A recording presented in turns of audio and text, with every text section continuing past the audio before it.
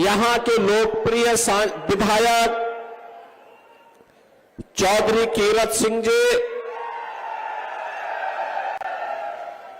विधायक नकुड़ श्री मुकेश चौधरी जी, भारतीय जनता पार्टी के प्रदेश के उपाध्यक्ष श्री मोहित बेनीवाल जी, जिलाध्यक्ष महेंद्र सैनी जी, जिलाध्यक्ष शामली श्री तजेंद्र निर्वाल जी, विधान परिषद सदस्य चौधरी वीरेंद्र सिंह जी,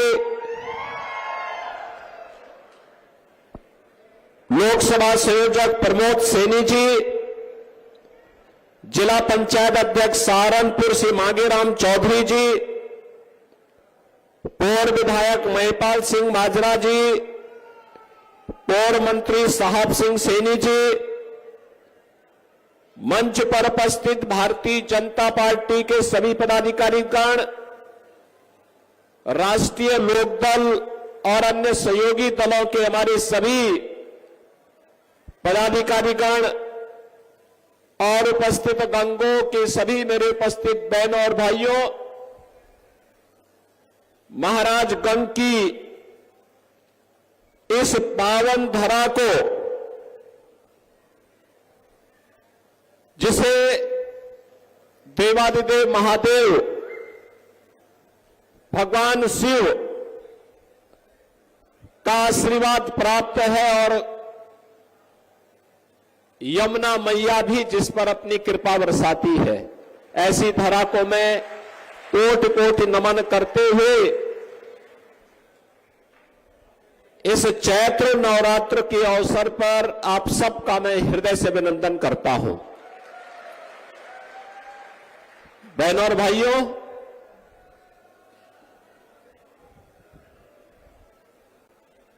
सभी देवी देवताओं का नवरात्रि के अवसर पर मां शाकंभरी और बाला त्रिपुर सुंदरी के इस धाम में आगमन होता है, यहां देवी के दर्शन करने के लिए। और इस अवसर पर आप सबके कारण मुझे भी गंगों में आने का अवसर प्राप्त हो रहा है। आज मुझे बहुत अच्छा लगता है जब मैं सहारनपुर आता हूं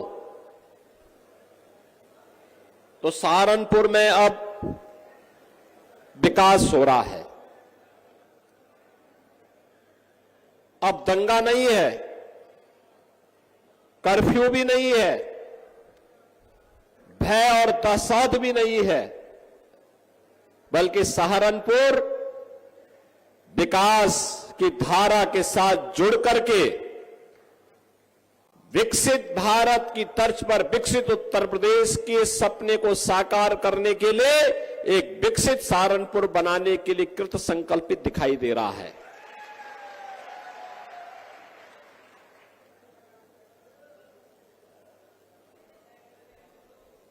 दिल्ली शामली सहारनपुर का जो हाईवे है या दिल्ली से देहरादून के बीच ग्रीनफील्ड एक्सप्रेस हाईवे का जो निर्माण हो रहा है, वह इस विकास की धुरी बनने जा रही है।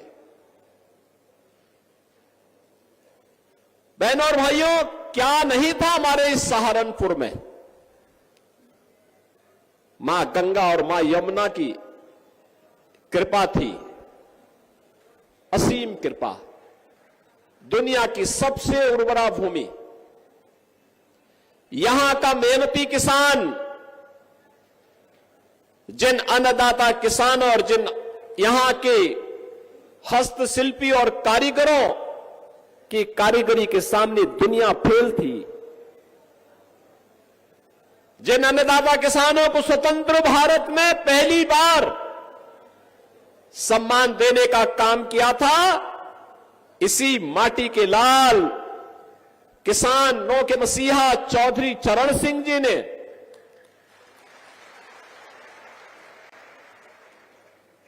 चौधरी चरण सिंह जी के द्वारा किसानों के हितों में किए गए कार्यों के प्रति कृतज्ञता ज्ञापित करने के लिए ही प्रधानमंत्री मोदी जी ने चौधरी साहब को भारत का सर्वोच्च नागरिक सम्मान भारत रत्न दिया है। बहनों और भाइयों, इन मेहनतकश किसानों, श्रमिकों, कारीगरों, हस्तशिल्पियों के सामने दुनिया फेल थी। उन लोगों को उपेक्षित छोड़ दिया गया था। सपा हो, बसपा हो, कांग्रेस हो, इन सरकारों की दंगा पॉलिसी के शिकार हो गए थे। यहां का विकास बाधित हो गया था। अन्नदाता किसान आत्महत्या करने के लिए मजबूर हो गया था। नौजवान पलायन करने के लिए मजबूर हो गया था। बेटियां सुरक्षित नहीं थी, व्यापारी सुरक्षित नहीं था और जातीय खेमों में बांट करके लोगों ने सामाजिक ताने बाने को छिन्न भिन्न करने का काम किया था। और दुष्परिणाम क्या हुआ? कभी देश गुलाम हुआ, कभी हमारे ऐतिहासिक पृष्ठभूमि से जुड़े हुए आस्था के केंद्र तोड़े गए, कभी कावड़ यात्रा पे रोक लगाई गई, कभी सिख विरोधी दंगे होते हैं। कहीं पर किसी भी प्रकार की कोई व्यक्ति अपने आप को यानी सुरक्षित महसूस तो नहीं करता था। और जिस सहारनपुर में असीम संभावना थी, प्रकृति और परमात्मा की सीम कृपा थी कि वह शिक्षा के केंद्र के रूप में काशी की तर्ज पर विकसित हो, उसको मजहबी उन्माद और फतवों का शहर बना करके रख दिया गया। यह है देश के खिलाफ साजिश करने वालों की करतूत। ये लोग किस प्रकार की करतूत करते थे? जिसमें संभावना थी अन्नदाता किसानों को के माध्यम से देश को दुनिया की एक ताकत बनाने की, जिन हस्तशिल्पी और कारीगरों में ताकत थी कि दुनिया का सबसे अच्छा कारीगरी दिखा करके वे भारत का नाम दुनिया के सामने करें, जिन नौजवानों के अंदर एक जज्बा था कि वह जीवन के प्रत्येक क्षेत्र में नेतृत्व दे सकते हैं, जिन व्यापारियों में ये हौसला था कि दुनिया को अपने में समेट सकते हैं, इन सभी को एक एक करके दरकिनार करके मजहबी उन्माद का केंद्र सहारनपुर को बना दिया गया। और बहनों और भाइयों, गंगो भी उससे वंचित नहीं था। मुझे याद है 2016 में जब सिख विरोधी दंगे हुए थे यहां पर, आपने देखा नहीं इससे पहले क्या होता था, किस प्रकार की अराजकता फैलती थी।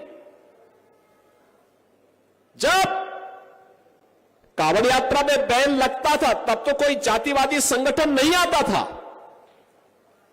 सबके मुंह सिल लिए जाते थे, क्योंकि तब की सरकारें जिन गुंड और माफियाओं के ऊपर संरक्षण देती थी, जिन मजहबी ताकतों के सहारे पर कार्य करती थी, जिनके सामने घुटना टेक करके उस समय कार्य करती थी, वे लोग कभी भी इस प्रकार की चीजों को स्वीकार नहीं कर सकते थे। और बहनों और भाइयों, परिणाम क्या रहा? परिणाम क्या रहा? जिस बेटी को अपने मां बाप के संरक्षण में अच्छी शिक्षा प्राप्त होनी चाहिए थी, बेटी तो जब शादी योग्य होती है तभी ससुराल जाती है, नहीं तो मां बाप के संरक्षण में अच्छी पढ़ाई करती है। उस बेटी को असमय हॉस्टल में या दूर रिश्तेदार के घर में डर के मारे मां बाप की भेज देते थे। बहनों और भाइयों, यह स्थिति लगातार पैदा करने का प्रयास हुआ। व्यापारी भी असुरक्षित था, व्यापार नहीं कर पाता था, प्लान करता था, किसान को उसकी उपज का दाम नहीं मिलता था, अराजकता का तांडव था। जब कुछ नहीं हो पाया इन लोगों से विकास का कार्य, पहले से बंद चल रही चीनी मिलों को ही बंद करके बेचना प्रारंभ कर दिया। यही तो होता था सपा बसपा कांग्रेस के समय। और आपने पिछले 10 वर्ष में मोदी जी के नेतृत्व में बदलते हुए नए भारत को देखा है। ये नया भारत, दुनिया के अंदर भारत का सम्मान बढ़ा है, सीमाएं सुरक्षित हुई हैं, आतंकवाद नक्सलवाद समाप्त हुआ है, विकास के बड़े बड़े कार्य हो रहे हैं, highway, railway, metro, university, medical college, engineering संस्थान, ये सभी कार्य हो रहे हैं। और गरीब कल्याणकारी योजनाओं की तो कोई सानी ही नहीं। क्या मोदी जी ने योजनाओं का लाभ देते समय किसी की जाति देखी थी क्या? 80 करोड़ लोगों को पिछले 4 वर्ष में फ्री राशन मिल रहा है। 80 करोड़ लोगों की देश के अंदर भूख का कलंक सदैव के लिए समाप्त हो जाए। जो भूख कांग्रेस ने दी थी देश को, जिस देश के गरीबों को भूखों मरने के लिए कांग्रेस के नेतृत्व ने छोड़ दिया था, कांग्रेस, सपा, बसपा ये सब एक ही थैले के चट्टे बट्टे हैं, कोई अलग नहीं है। ये वोटों के सौदागर हैं। चुनाव के समय दिखेंगे, बाकी संकट के समय सब गायब हो जाएंगे, गायब हो जाएंगे, किसी का अता पता नहीं होता है। और बहनों और भाइयों, यही कहने के लिए आए हैं हम लोग कि इस देश को भूखों मरने के लिए छोड़ दिया था कांग्रेस ने, सपा ने, बसपा ने।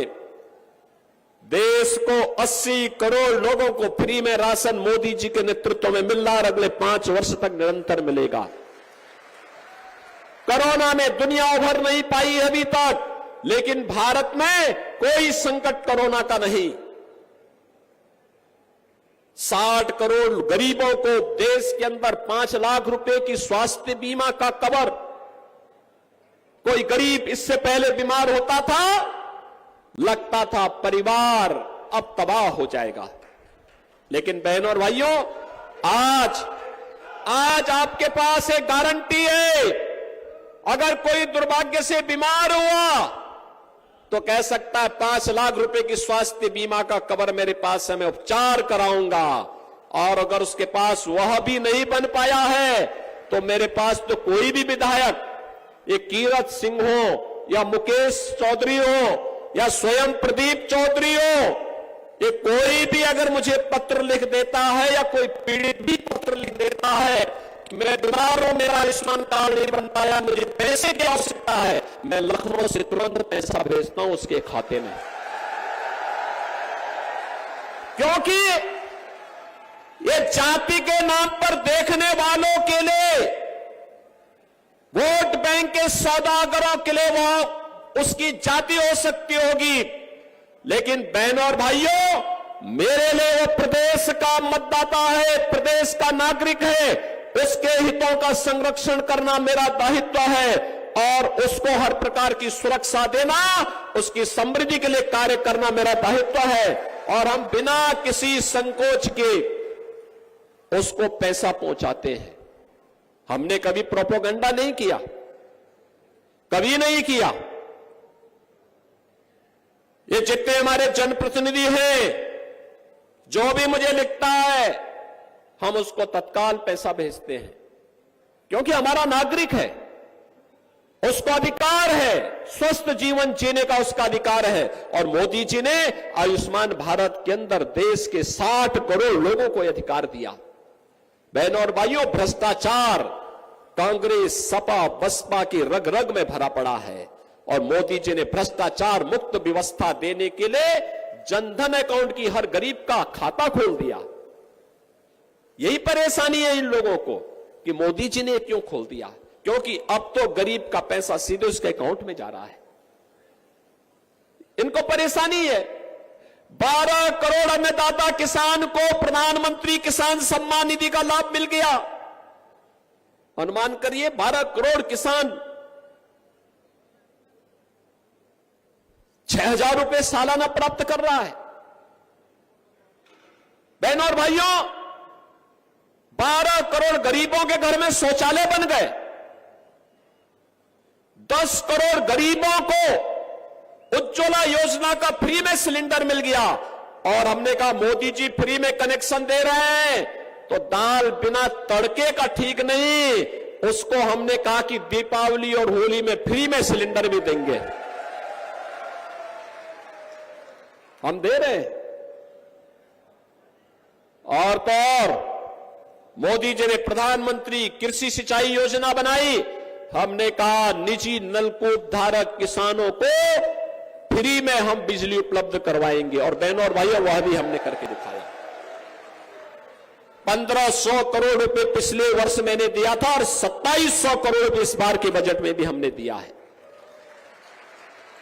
पीएम विश्वकर्मा योजना हो या वन डिस्ट्रिक्ट वन प्रोडक्ट की योजना, हर एक में व्यवस्था दी। बेटी के जन्म लेने से लेकर के